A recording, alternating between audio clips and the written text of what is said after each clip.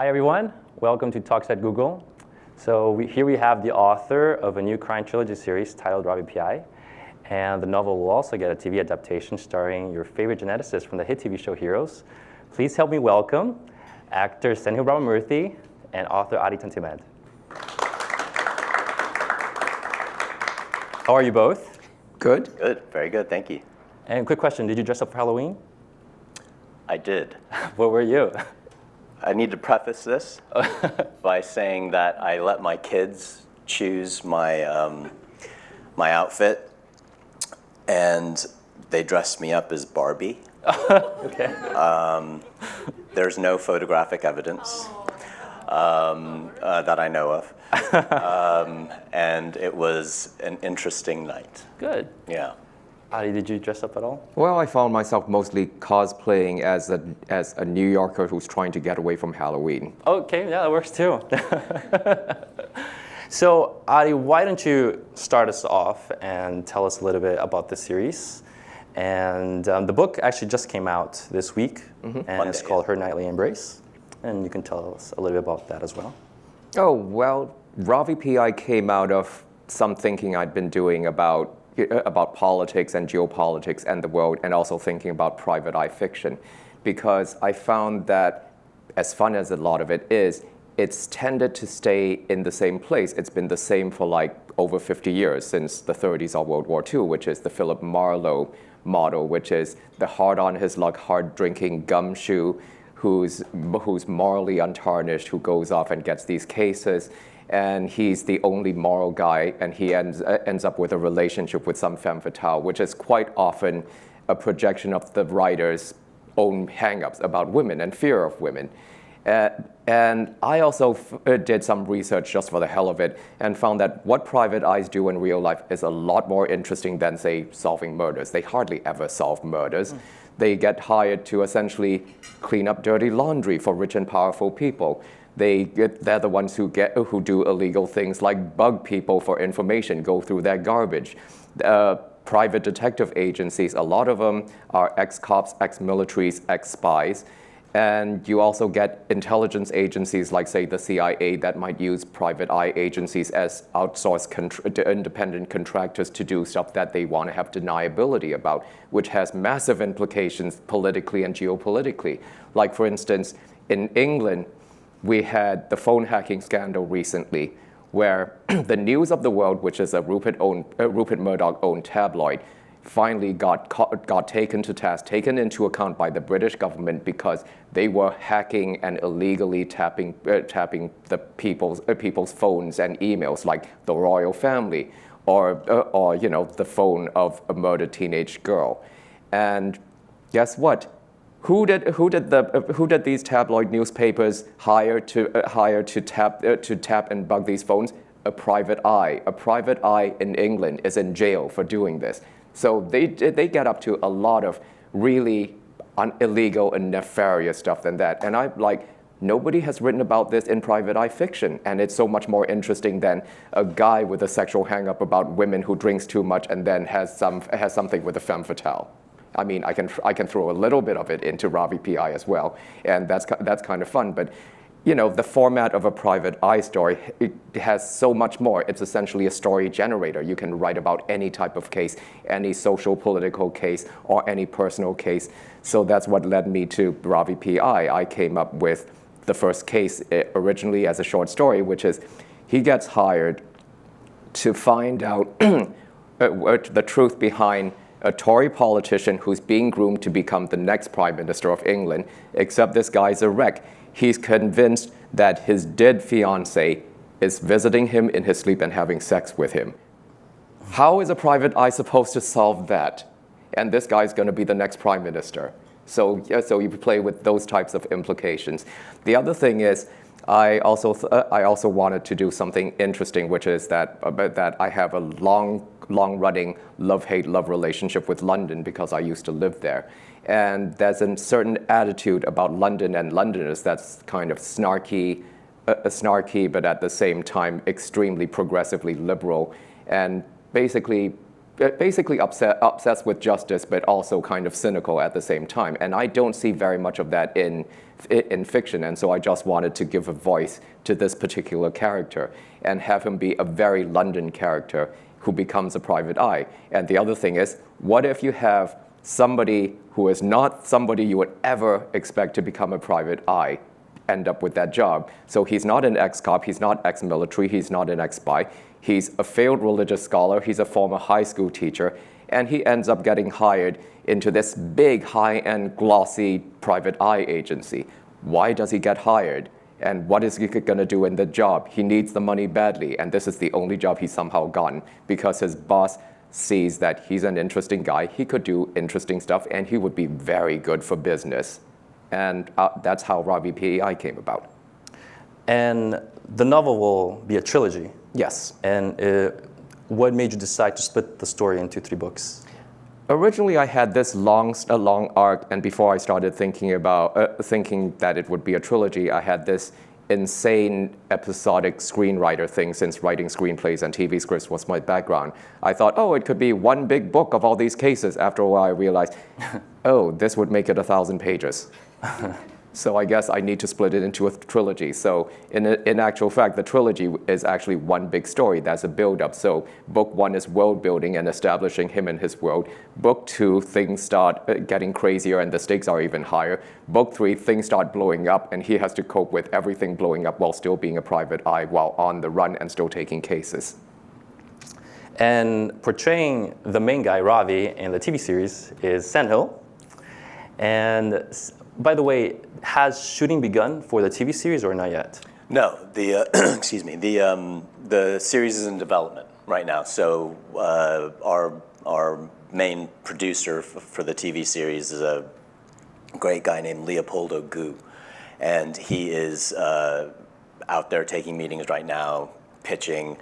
We're having we've had a lot of interest, especially since the book came out, and it's really about partnering with somebody who sees the adaptation of these stories from the novel into sees it the way that we do, because there's a lot of social commentary in the book. There's a lot of things that people may shy away from when you translate it to television, and that's actually very important to Addy and I.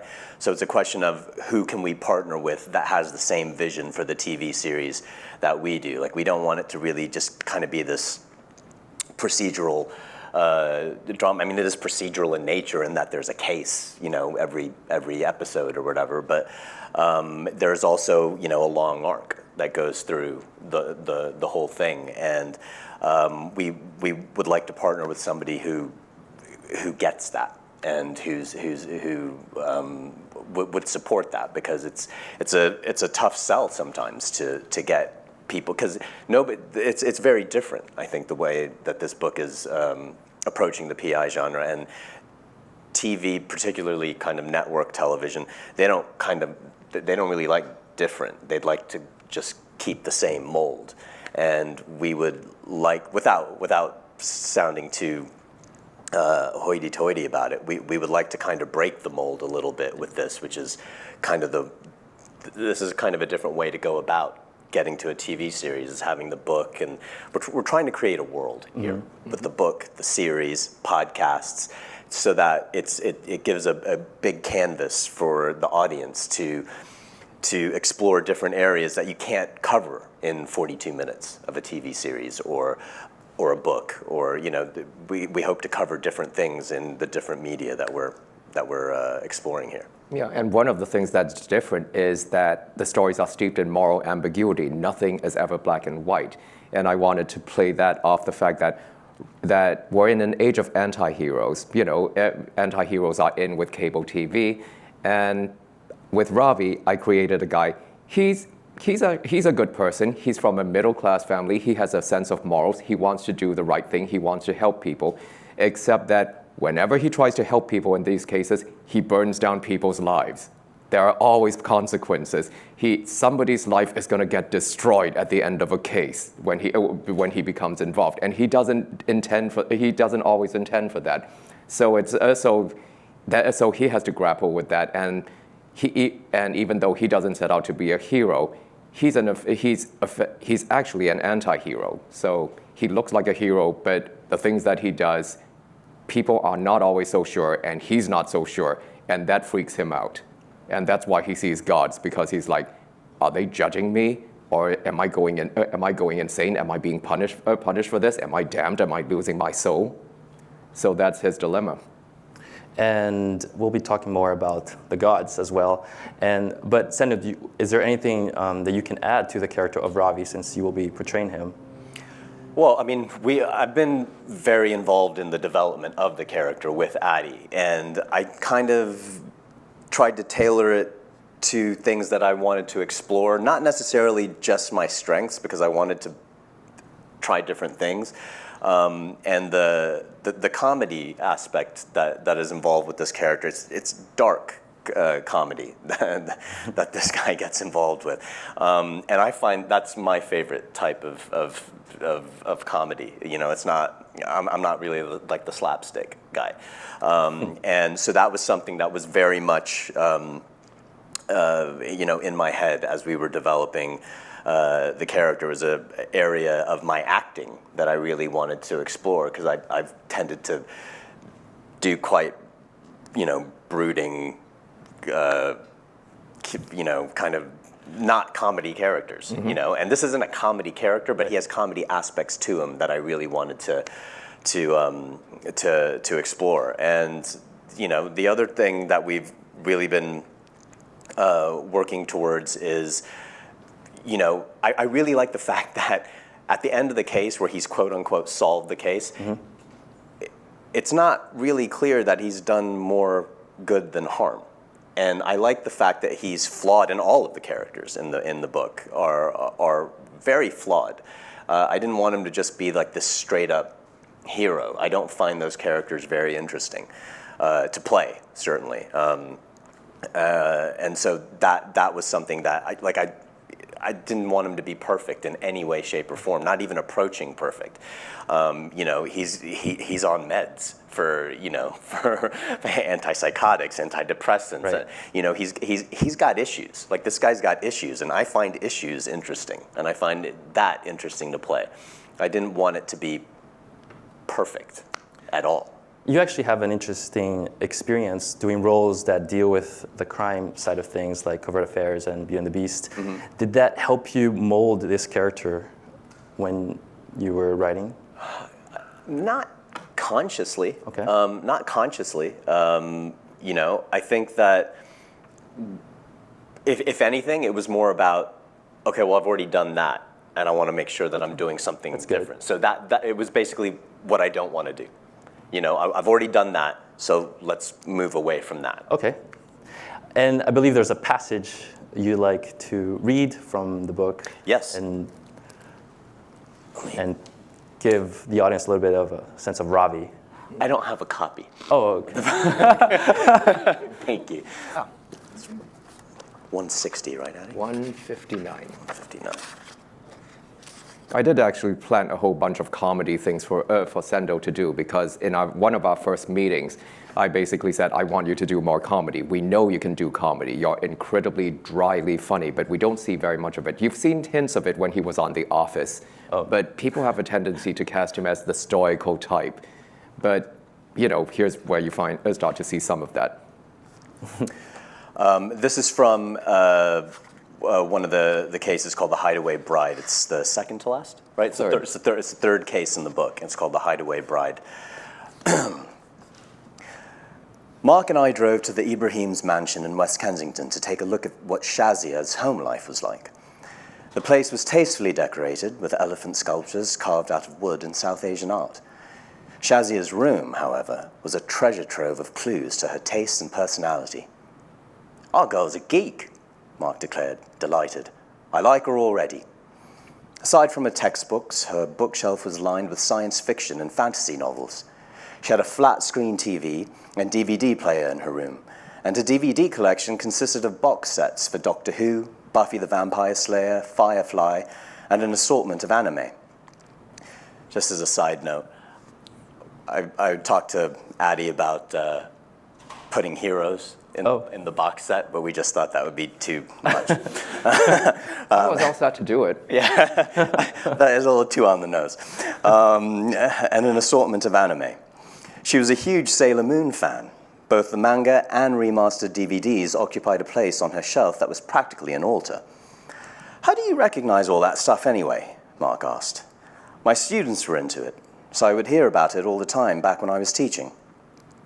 I didn't think she'd gone to join any terrorists.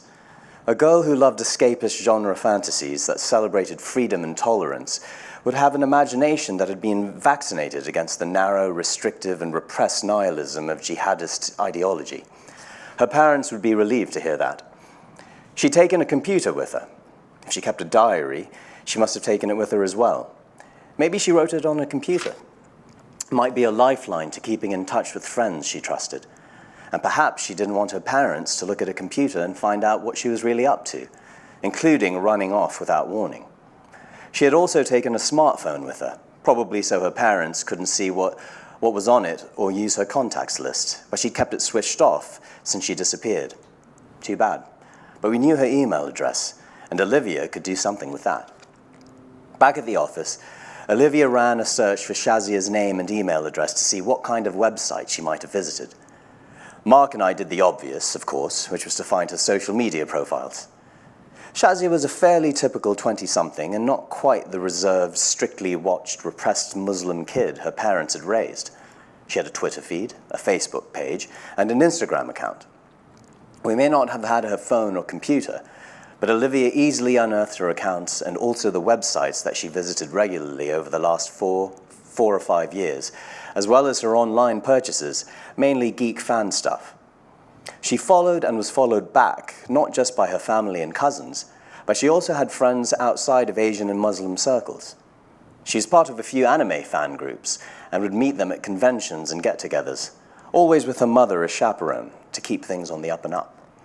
In less than 3 hours of tracking her online footprints, I had a profile already. If developmental psychology had been my field, I could have written a paper about how kids grew up using pop culture to explore and moderate their identities, and how comics and cartoons from Japan had been used by kids to navigate and come to terms with their gender identities and sexuality. That was what I noticed when I was teaching secondary school. Of course, at Golden Sentinels, Roger wasn't always interested in the hows or whys, merely the results. Shazia Ibrahim is a lesbian, I said. That's a major reason for her doing a runner from her traditional arranged marriage. Are you positive? Cheryl asked. She could be just experimenting. She's still young enough to be fluid. Normally, I'd be more cautious about my conclusions, but it all adds up. She's a big fan of science fiction and fantasy books, and shows that featured prominent gay and lesbian characters. She's a big fan of the Sailor Moon manga and anime, and that series has a big following among lesbian fans because 2 of the heroines in it are a couple. She's also a fan of Rose of Versailles, a historical manga set in pre-revolutionary France, whose heroine is a cross-dresser who commands the palace guards and is admired by both men and women. Her blogs like to talk about anime and manga that feature lesbian characters. She's huge on Yuri, which is manga about love stories between girls. When we looked at her Facebook and her Instagram accounts, the photos were of her with a lot of female friends, and several of them were lesbians and members of the LGBT community. She's a member of several LGBT fan groups for science fiction, fantasy, and anime. One woman is in more photos than the others, and often posing with her. Adelaide Robertson. My bet is Adelaide Robertson is her girlfriend. They're in love, and wherever Shazia's run off to, it's with Adelaide. Adelaide is probably paying the way for both of them. So what we have here is the case of the runaway lesbian otaku, Benjamin said. Oh, please, Olivia said. A female otaku is called a fujoshi. Off our blank looks, Olivia rolled her eyes. It's Japanese slang for dirty girl. Female nerds. Yep, Roger really did hire us for our specialized knowledge. Right then, Olivia said, I'll start checking for air tickets under both their names. Do we tell her parents she's gay? I asked. I strongly advise, Roger said, that we refrain from mentioning that to them. Oh, Should do the audiobook too. And let's talk a little bit about the supporting characters. And it seems, to say the least, a unique bunch. Yes. And I have a prankster that's a techie, a stoner, a lawyer with a Nigerian background, and the two characters that actually stood out the most for me were Ken and Clive. Yes. And so there are two gay men who are ex-cops, brutal, and on top of that, they're lovers. So why did you decide such unique and unorthodox traits for these characters? Well, when I was setting up the private eye agency, I knew that they had to have different characters, and somebody in it had to be closer to the old school private eye, who were like macho and brawling, and they would be ex-cops. And I thought of these two guys, and I thought, okay, they're old school British ex-cops. They're the types who would beat up suspects. They would be slightly racist, slightly sexist, except that they were gay and they were a couple. They fell in love with each other, and not only that, they were murderers. Yes. They indulged in the occasional act of vigilantism, you know, like you do, because that was a way of just subverting that old stereotype of brutal cops or the two-fisted private eye, and it made them much more interesting to me. I mean, I think they're hilarious because you know, if you ever met them, you would never think they were gay. They are the most macho, tough-talking East Enders you're ever going to meet. And those people actually exist in England. And we don't really see them in fiction. So I was like, why don't we see them in fiction? I've met them. Several of us have met them. So let's put them in, you know, because they're interesting characters at the end of the day. Let's talk a little bit about Hinduism, because it seems to be a central theme for the character. And what made you decide to put that element of religion into a crime novel? It comes from his concerns about morality and his morality, because on this job, he knows that he's doing bad things to bad people, but then how does that affect his karma and how does that affect his soul? As somebody who used to be a religious scholar, he would have been concerned about morality and the soul and enlightenment and how you go about life and how you pass through life, whether to be a righteous man, since even his father is disappointed that he gave up the religious studies. And so the Hinduism is a huge part of him, because anyone who's Indian and Hindu, that is their cultural identity, even if, say, they end up as an atheist at the end. But, you know, a lapsed Catholic or a Catholic who decides they're an atheist still has a Catholic point of view, for example. Yes. And so that's something that I wanted to bring to Ravi. And so the gods are actually an external expression of his hang-ups, his neuroses, his worries, his obsession with his own problems and whether or not he's doing the right thing. And also something a little bit beside, which is that little sliver of ambiguity as to whether or not they're just in his head, especially when they start suggesting things that haven't happened yet. Did you do a lot of research on Hinduism to create the character, or did you create that from maybe your own experience, interaction with other people that were Hindu? Mostly from my memories of my childhood, because I grew up in Singapore, and and Singapore is one of the most racially integrated societies on earth. Oh. And so we grew up alongside Tamils, Muslims, Hindus, and that was completely normal for us. We read the same Marvel comics, we watched the same TV shows, and then we went to their houses for meals and stuff like that. So that was normal for me. So I was like, I'm gonna write it because no one seems to write it. And for the idea of the TV series, will it pick up where the book left off, or will it be an adaptation, a prequel, a parentheses? That's all up in the air. I don't think it's going to be a prequel. Okay. The first instinct is always to adapt the book, because that seems to be the easiest thing that comes to anyone's mind. There's a part of me that would like original stories, for example, and that uses the same cast of characters or slightly different versions of the stories from the book.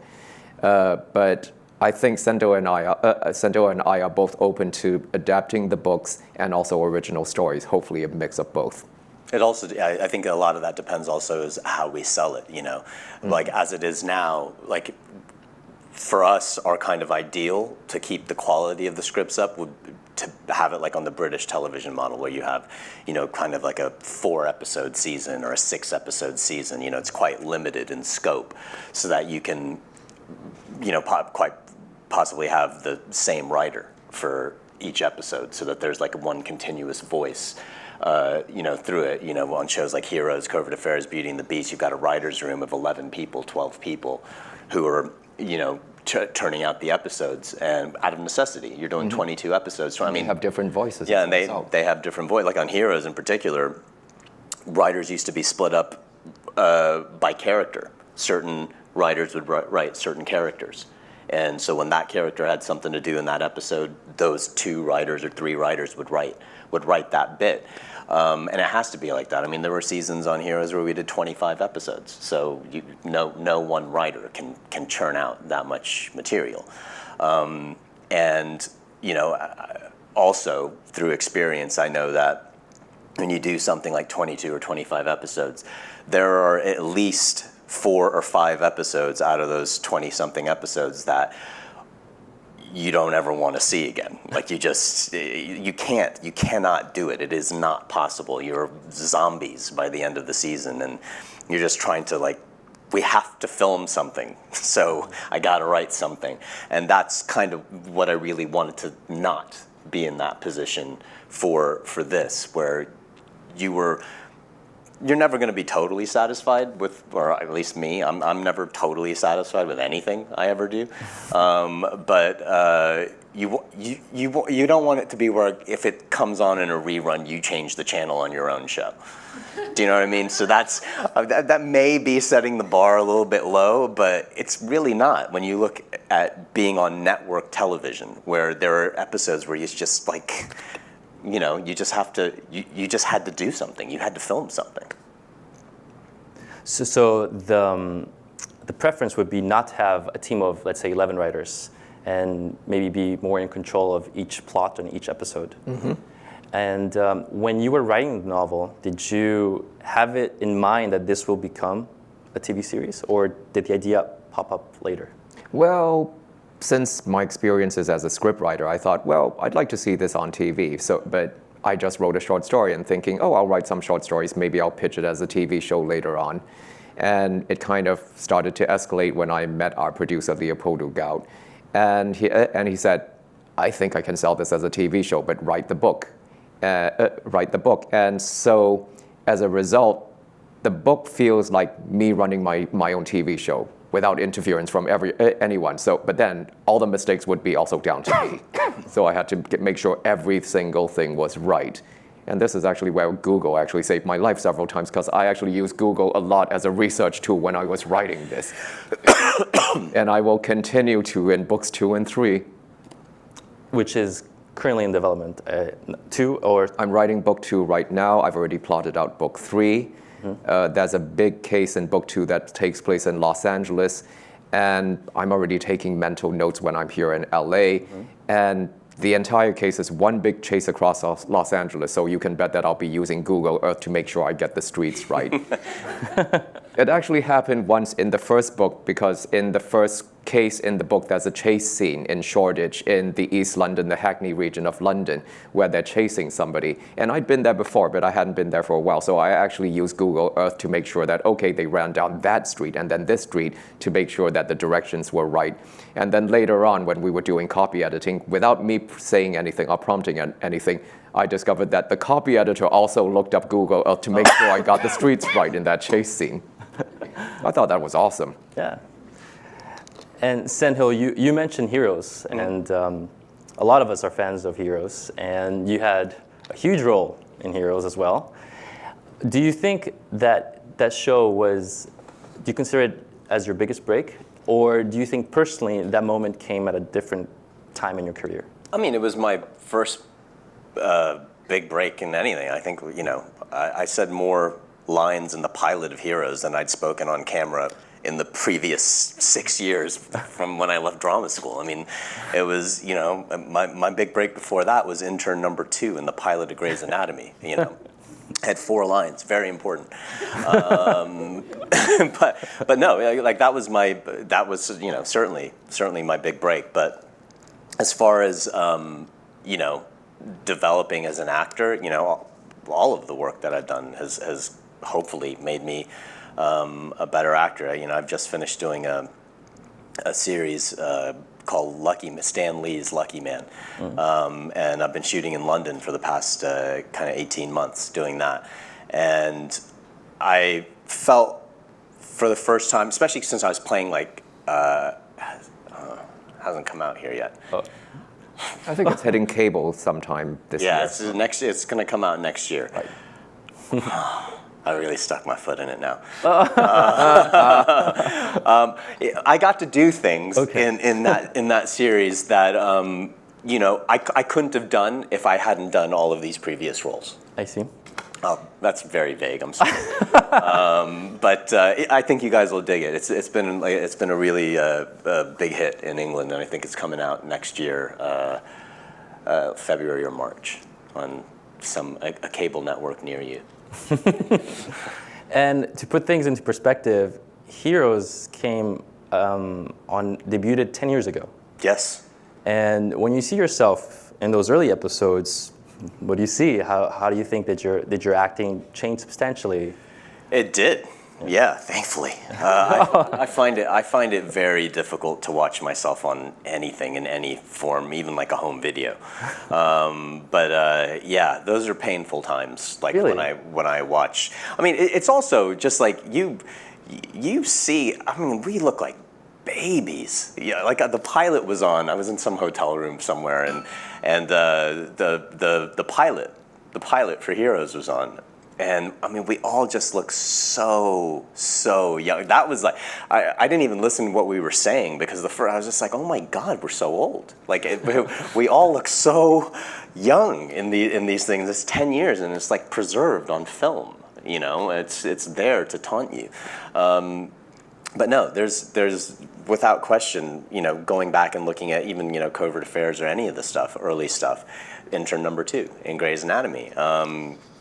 It's very it's more torture. There's no from my end. There's no joy in that. No proud moments. Like, I did that. No, it's mainly like I really, it's a big thing with actors. Like when you're driving back from set in the car, and it's a lot of the times it's silent because you're thinking about what you just shot, and the number of times, and not just me, like every actor I know has come.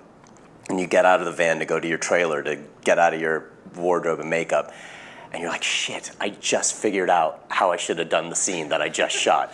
Like, that's the feeling that I get when I see an old episode of Heroes. I'm looking at it, I'm like, no, that's not the way you should have done it. Why didn't you do it this way? And you figure it out 10 years later. That's the way it goes. And Heroes had this unique element of comic books. Mm-hmm. And from what I understand, Adi, you actually wrote for graphic novels, including DC Comics. Yeah. Could you tell us a little bit about that? Well, I originally wanted to write plays and become a cartoonist. And when I was in London as a teenager, I went to this place called the London Cartoon Workshop, where David Lloyd, the artist for V for Vendetta, was our art teacher, and he got Alan Moore to come and give talks on writing comics. And then, I got sidetracked because I started writing radio plays for the BBC, and then I went to film school at NYU. And when I graduated from NYU, I was getting some writing gigs in screenwriting, but I decided to approach DC Comics, and I ended up pitching a Superman graphic novel called JLA Age of Wonder, which is what would happen if H.G. Wells wrote a Superman story. And so that was an early steampunk Superman story where I posited what would happen if Superman came in the Industrial Revolution instead of the 20th century, and how would he affect the world and the history of the world. And you end up with a vastly different steampunk type of world that's also political, because industrial unrest comes as a result of Superman trying to introduce new technology to the world, to the point where you end up with a World War I where the Germans have the atomic bomb and Lex Luthor is the Secretary of State, and out of that I could actually just play with history. So that was actually the first graphic novel I wrote. And it's out of print now, but then you can actually buy the digital version on Comixology. And then from there, I kind of jumped between different projects, and then I ended up writing, say, Black Shirt, which is a revival of a British pulp character from the 30s, which is about an ex-war vet who dresses up in black and becomes a vigilante at night, who's directed by mysterious femme fatale. And I updated it to New York in the 2000s, for example. And that was published by Moonstone Books, and that was kind of fun. It felt like I was cutting my teeth writing a thriller graphic novel. And the last graphic novel that I did, which is the one that I'm most proud of, is called Muse, and that was about what would happen if you have a woman who has genuine godlike powers, and she actually decides not to stop bank robbers, but she's a left-wing political activist, and she decides she's going to save the world whether you like it or not. As a result of which the right wing keeps trying to kill her, but how do you kill somebody who's practically a god? And it's a comedy. Oh. And you can read that for free online. It's all 220 pages. It's on at Big Hit Press /Lamuse. And you can also order it from Amazon. But you know, I really like doing graphic novels, but it's quite different from writing prose or writing a screenplay. It's actually harder than any other type of writing. Comic books are harder. Yeah. Because of the sheer amount of craft and technique, because you're not only telling a story visually, you're also creating the entire world from scratch. You actually have to describe every single image in order for the artist to know what they're drawing. I see. And it has to fit in that little bubble where they speak. Yeah, and you have to fit the bubble. You have to determine how many words can you fit in each panel without it overtaking the picture. You have to determine visual storytelling, the transition from one panel to the next, reading from left to right, and making sure that everything is in the right place. You have to make sure, and this is the aspect that's a little bit like filmmaking. You need to make sure the image is composed, the camera is placed in the right place, so that you see the information you need to understand the story. Because I encountered there are actually artists who actually do things like they're still learning and they don't know where to put the characters. And so you're leading the eye away from the character who's speaking sometimes. And that's actually an interesting storytelling rookie mistake for both cameramen and artists that I discovered. What kind of comic books did you use as inspiration? More often than not, Alan Moore, since he's done more to just deconstruct and subvert the sheer language of comic book storytelling and visual storytelling. Because I was speaking to Susanna earlier about, say, Watchmen, for example. Everyone likes Watchmen, and it's almost taken for granted. But the interesting thing about Watchmen is that on top of being a deconstruction of the superhero genre and a social commentary on Cold War politics and Cold War paranoia, the actual act of reading the book as an object, that as you read Watchmen, it's also an examination and a deconstruction of reading a comic book, because it plays with your expectations with non-linear storytelling by having all these panels repeat and recur, and then having text pieces that it does things that no other medium can do. You can't do it in a prose novel, because this is a comic with words and pictures, and Alan knew exactly what he was doing, which is that he makes you question the very act of reading a comic at the same time, because of the words and pictures being arranged and messing with your mind as you're doing it. Sendhil, do you have a favorite comic book that you have read, or any particular superhero? We have a boom of superheroes. Yeah, no, growing up, I didn't read like the Marvel comics and stuff like that, but in India, there's a whole series of comic books called Amar Chitrakatha. Any particularly Indian American kid will know these comic books, and it was really a way to indoctrinate you into Hinduism, because they were all about gods, and so those are the comic. I mean, I had all of them. My sister and I read all of them. So. And it was very much like that, because the gods did have powers and they did have, all of these things. So for me, that was my comic book upbringing, was very much steeped in the religion, in Hindu religion, but I learned about them through comic books, and they were the illustration. I mean, and looking back on it now, like the illustrators for these things, it was unbelievable. I mean, they were so good. But that was my main kind of comic book exposure. I didn't really read a lot of, Spider-Man and, Batman and any of that stuff. What about all the superhero movies that are out? Any favorites? Any favorites? I've enjoyed the Batmans. Okay. I've enjoyed the Chris Nolan Batmans in particular. But my favorite Batman is Michael Keaton. Oh. He's my all-time favorite Batman. I wish he'd done more. And this will be my last question to both before I hand it to the audience to ask questions. Any particular goals that you like to achieve in your career? This is for you both. Addy? Well, for me, it's one thing at a time. It's like, okay, I've gotten to do comic books and graphic novels. I'd like to do them again at some point if I can find the artist that won't flake out on me. I've written screenplays, and I'd like to do a TV series just for the experience of being involved in crafting a TV series that has an arc, like something like, say, Ravi, or something else I'm working on right now that I can't talk about just yet. The other thing is I also wanted to write plays, and I haven't really done that yet. I used to write plays, and they were staged in school, but I haven't had a big theatrical thing yet. But then I haven't had time for that. And at the back of my mind, I also thought I'd like to write novels. And Ravi actually is a bit of an accident where we suddenly sold this trilogy thanks to our producer, Leopoldo. And so I've become a novelist a lot sooner than I was expecting, for example. But it's like, oh, I kind of like this, so I guess I'm going to keep on doing this too.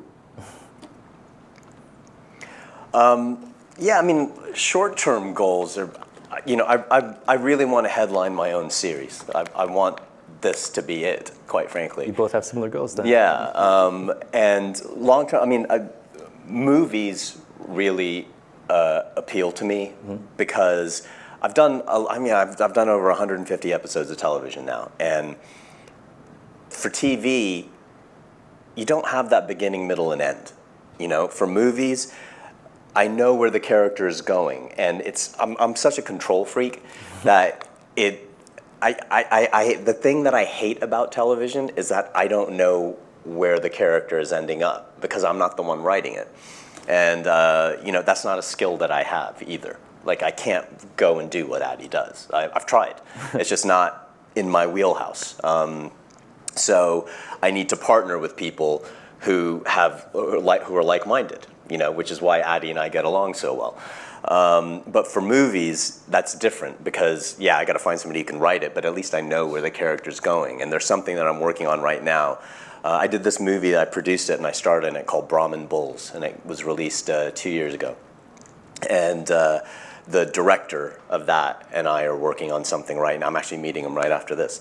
We're working on something that I'm really, really excited about, and we need to get it done. So that's kind of like a long term. Cool. Yeah. Great. So with that, there's a microphone right there in the middle. And yeah, go ahead. Hello, thank you for coming today. I'm a huge fan of Heroes, and I'm sure I'll be a huge fan of these books too. I have a question. So you mentioned that you thought the television series might either mirror the books or maybe have some original stories. If it does go with original stories, do you still think the major plot points will be the same, like the major arcs in the character and the character's kind of development during the books? And if so, how do you think the series might progress after the final plot point is completed, like from the book? Or do you think it would just kind of end at that? Great question. That's a really cool question. I've actually thought about this because of the almost infinite ways you can do a TV series.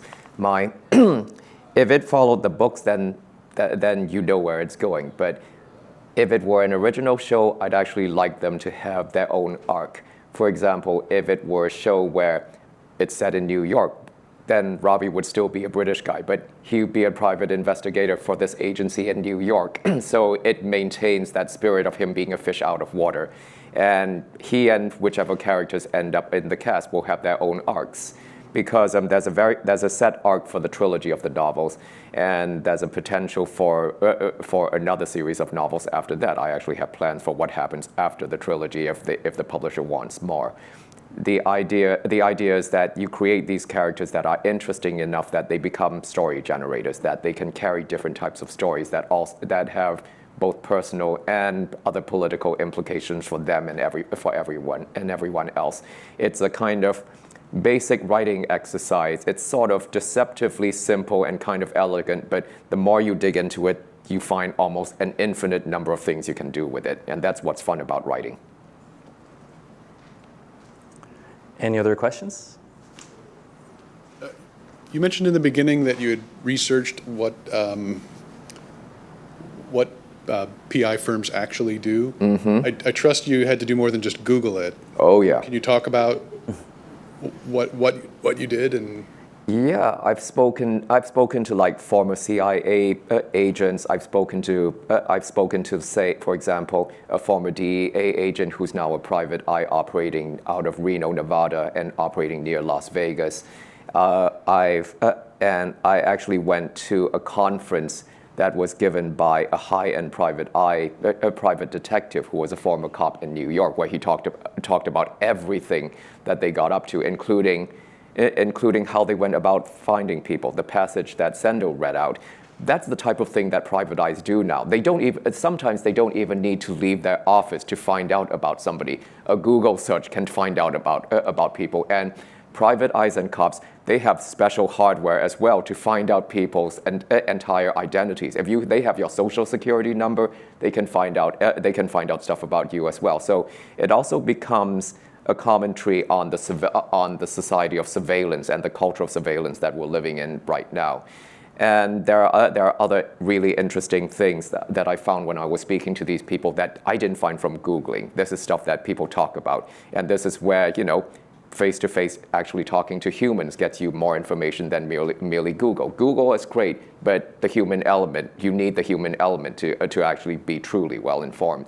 For example, one of the things I thought about was, okay, you need to get a license as a private detective. I spoke to them, and found that in this country, to be a private detective, you have to jump through a lot of hoops. You have to spend a couple of $1,000s to get a private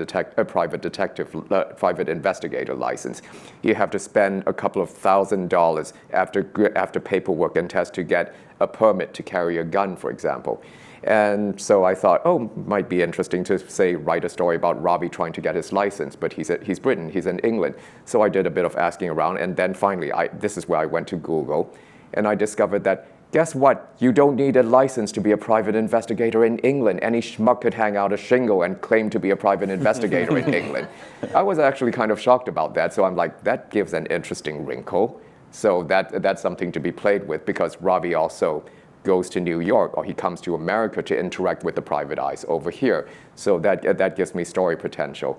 And that's actually in the first case in the novel that comes out. That you don't need a license to be a PI in London, and the New York cops and PIs that he's working with are just like, they almost have a car wreck when they hear that.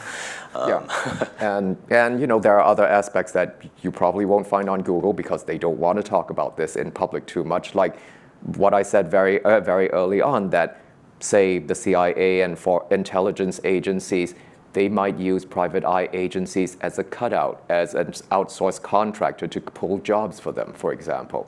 And more often than not, those private eye agencies are formed by former CIA agents or former spies so that kind of keeping it in the family, and they get paid, and it becomes this very odd gray area. And I became fascinated by that. Nobody has ever written about that in fiction before.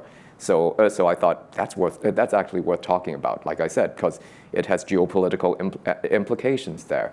So it's not just Google, it's newspapers, it's just talking to people, finding the right people. I can't remember exactly what. I mean, I met a former SAS soldier, and there was something that he said that ended up in something that I wrote, which is how a lot of stuff is disavowed, but then they might quietly talk about it if it's not classified, or they drop hints, and you just start to think, the world is a lot deeper and weirder than we think, and what we think we know isn't always the truth, and that becomes a recurring theme for this series as well, because it's also about Ravi discovering the real things that are happening in the world underneath the headlines, because he's one of the people that actually keep things from going into the headlines, and his people might actually be the ones that plan what goes in the headlines as well. So that's all of that, which is what makes it interesting for me to write in this particular genre. Thank you. Also, I was wondering what your favorite crime TV series are. Well, there are Excluding a ones few. that you've worked on. Well, I mean, I was always fond of Miami Vice because that was one of the TV series that started commenting on geopolitics beyond just local crime or robbery, even though it brought in the CIA and dirty tricks campaigns and the Colombian cartels. A recent crime show that I'm actually fond of that only lasted 2 seasons is, I think it was an NBC show called Life. It starred Damian Lewis and that was just one of the most eccentric and unusual crime shows on American TV. An ex-cop who becomes a Zen Buddhist and who secretly wants to avenge his being framed for murder and being sent to prison. And he just carried a lot of really interesting contradictions in himself. And he's in fact flawed. He claims to be Zen Buddhist, but he's actually rechanneling his rage into something that resembles Zen Buddhism. And the show and the world, the way he sees the world and the way it's presented to him become much weirder than just another crime show. And I was always really fond of that show. I quite like Happy Valley, which is now on Netflix, because it's very much about it's a feminist rural cop drama. And it features a middle-aged, depressed, but incredibly snarky policewoman who's just dealing with rural crime in the town that she lives in, and really odd and intense personal drama. I tend to go for the really eccentric and unusual stuff that's out there. I mean, if it's really mainstream or generic, I tend to get bored by it. I look for the weird stuff. Do you have any favorite crime TV shows? I mean, I was a huge fan of Magnum PI.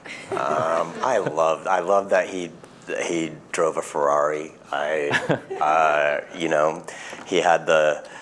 I was about to say he had the balls to pull off the short shorts, but that's not a good way to put it. I just really like that show. If that show is on, I watch it. If there's a rerun, I watch that. There were early seasons of Castle, which I actually really liked. I thought that they really mixed the comedy in with the case of the week type situation. And then there was one that I think it maybe lasted 1 season. It was it Dana Delaney?